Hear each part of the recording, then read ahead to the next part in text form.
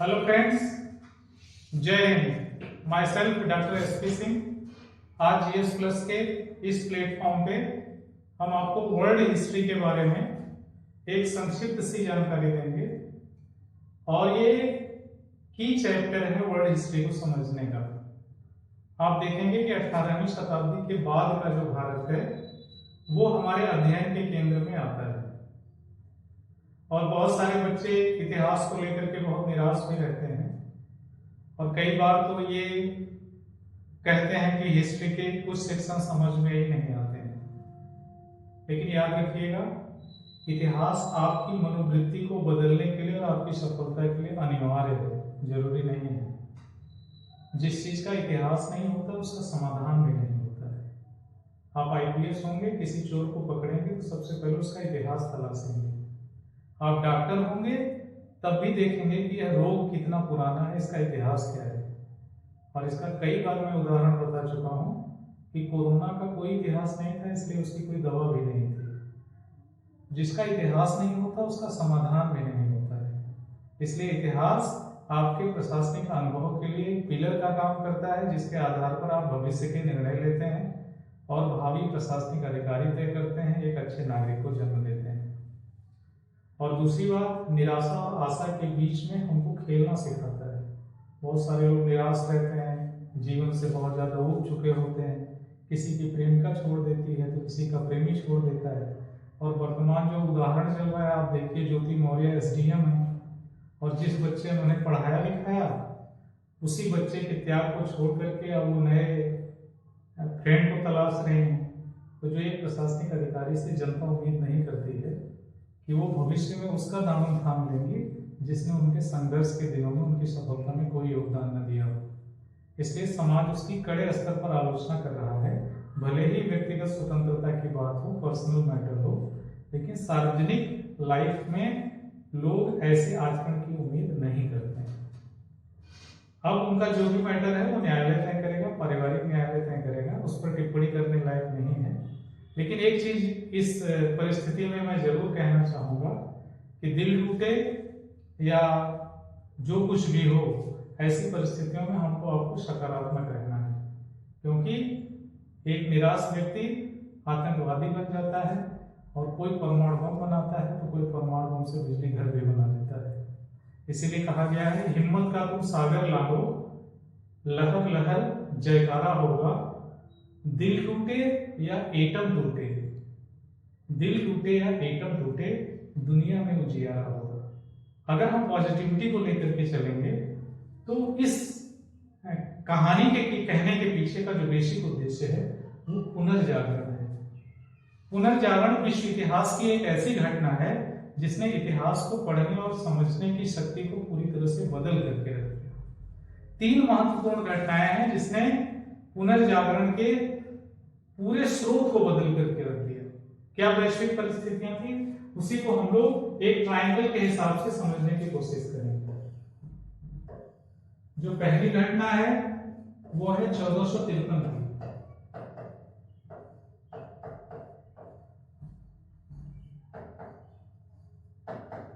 कैंटेस्टिनोपोल।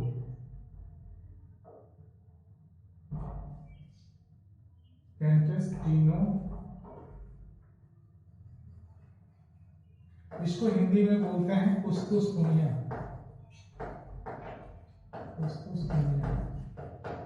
और कुस्तुस कुनिया का आधुनिक नाम है इस्तांबुल।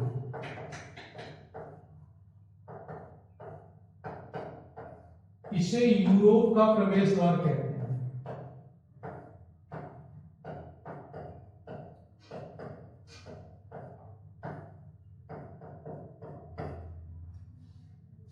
मैं समझा पा रहा हूं आपको? टर्की को यूरोप का बीमार देश भी कहते हैं, सिक कंट्री ऑफ यूरोप। कुस्तुस कुनिया का आधुनिक नाम इस्तांबुल भी है, इसे यूरोप का प्रवेश द्वार भी कहते हैं। और इस्तांबुल किसकी राजधानी है? तुर्की की। टर्की को यूरोप का बीमार देश कहते हैं। क्यों कहते हैं? क्योंकि इसने धर्म के नाम पर सबसे ज्यादा लड़ाइयां लड़ी हैं। एक क्रूसेड का समय आएगा जब इस्लाम बड़ा है या ईसाई धर्म बड़ा है, इस बात को लेकर के बहुत सारी लड़ाइयां होंगी यूरोप में।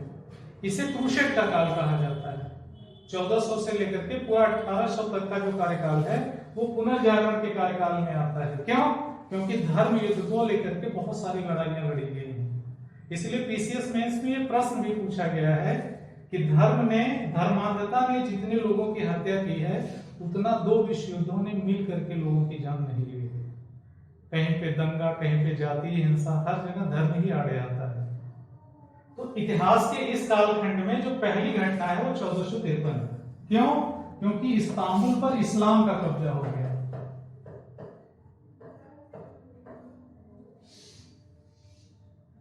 इस्लाम ने जब इस्तांबुल या कुस्तुनतुनिया पर अटैक करके उस पर कब्जा कर लिया तो यूरोप से एशिया आने का रास्ता ब्लॉक हो गया।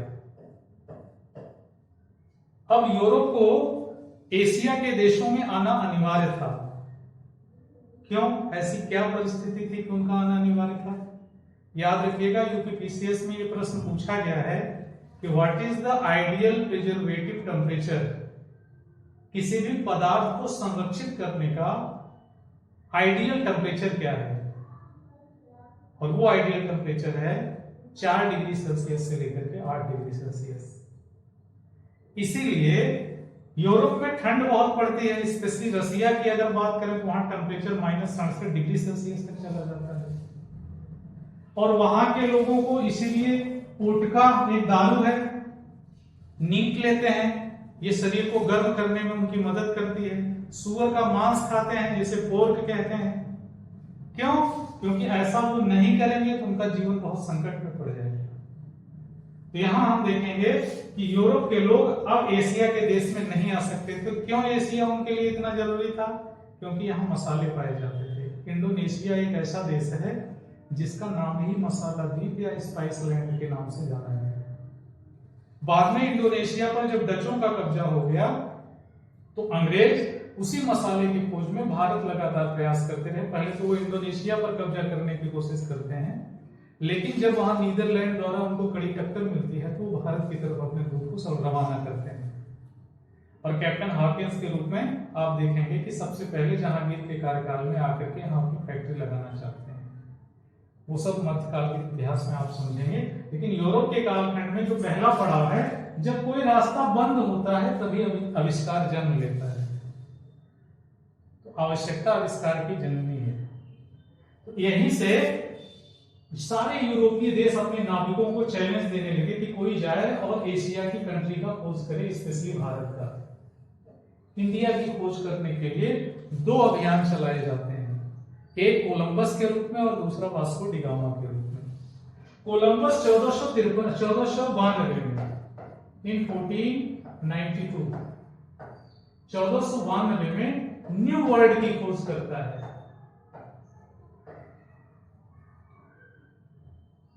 न्यू वर्ल्ड की खोज करता है। इसी न्यू वर्ल्ड को इन लोगों ने बाद में यूएसए नाम दिया, यूनाइटेड स्टेट ऑफ अमेरिका। तो ये जो नवीन देश की खोज हुई प्रारंभिक तौर पर, इसका कोलंबस ने नाम रखा था क्या?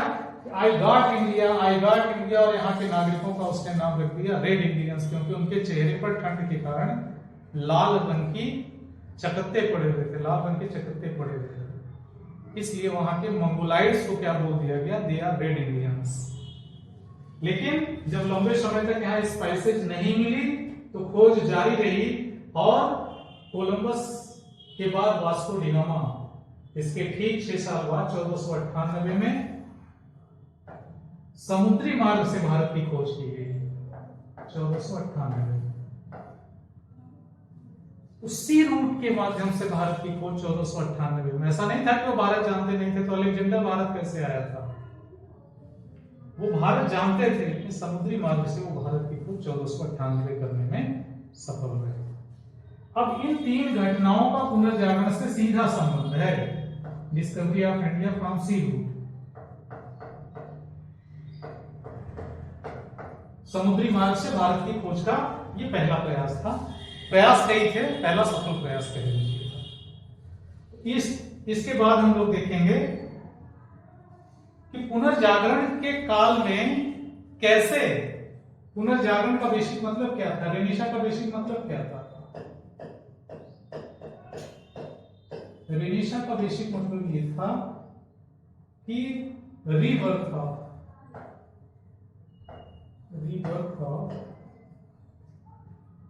रैशनलाइजेशन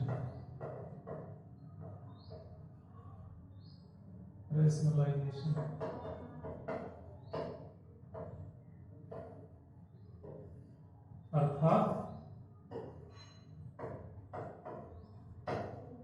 तार्किकता का पुनर्जन्म क्यों कहा जा रहा है? रिबर्थ ऑफ रैशनलाइजेशन, तार्किकता का पुनर्जन्म की बात क्यों हो रही है?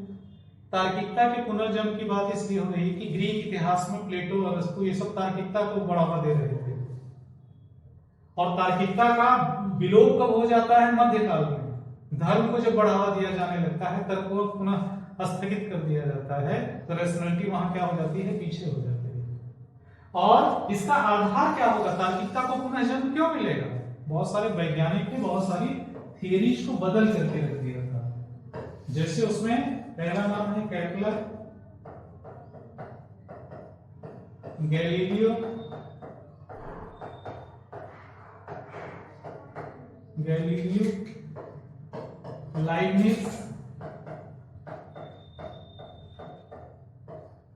लाइबनिज, न्यूटन,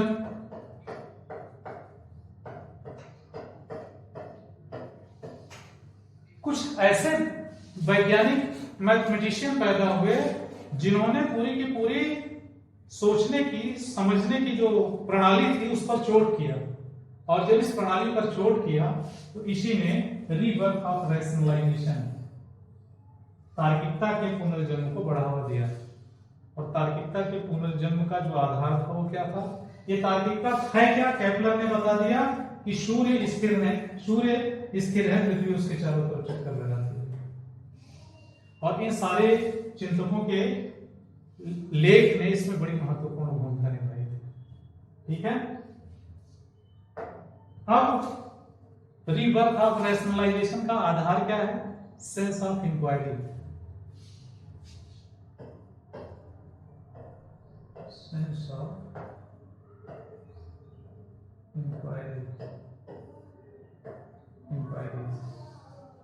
ये जो प्रश्न न सेटिस्फाई होने वाली जो प्रवृत्ति है मानव की, यही वैज्ञानिक सोच को बढ़ावा देती है।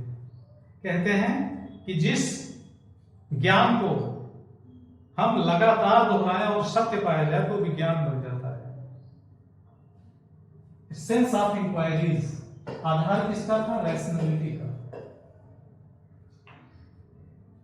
इसके आधार पर क्या जन्म लेने लगेगा?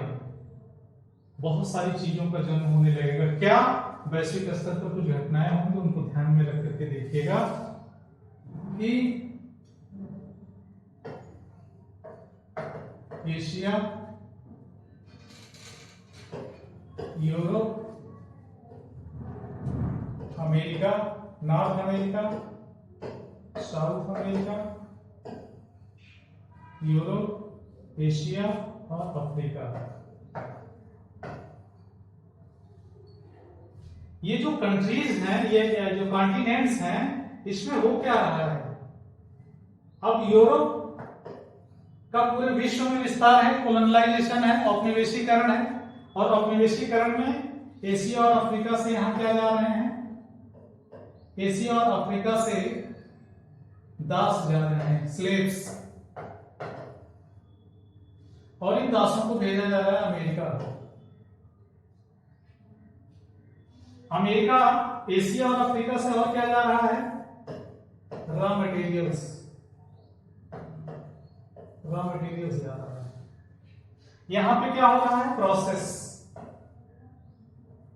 हो रहा है, और यही फिर चारों तरफ भेजा जा रहा है। पूरे विश्व में इसकी सप्लाई हो रही है। अमेरिका में प्रोसेस हो रहा है, यूरोप में प्रोसेस हो रहा है, और इसके बाद ये पूरे विश्व पर क्या हो रहा है? सप्लाई हो रहा है। अब यहां क्या हो रहा है? पूरा विश्व आर्थिक रूप से एक दूसरे पर निर्भर हो गया, इंटर इंडिपेंडेंट हो गया, अंतर आत्मनिर्भर हो गया। और जब अंतर आत्मनिर्भर होगा तो यहीं से जन्म लेगा ग्लोबलाइजेशन। ग्लोबलाइजेशन का कॉन्सेप्ट यहीं से है।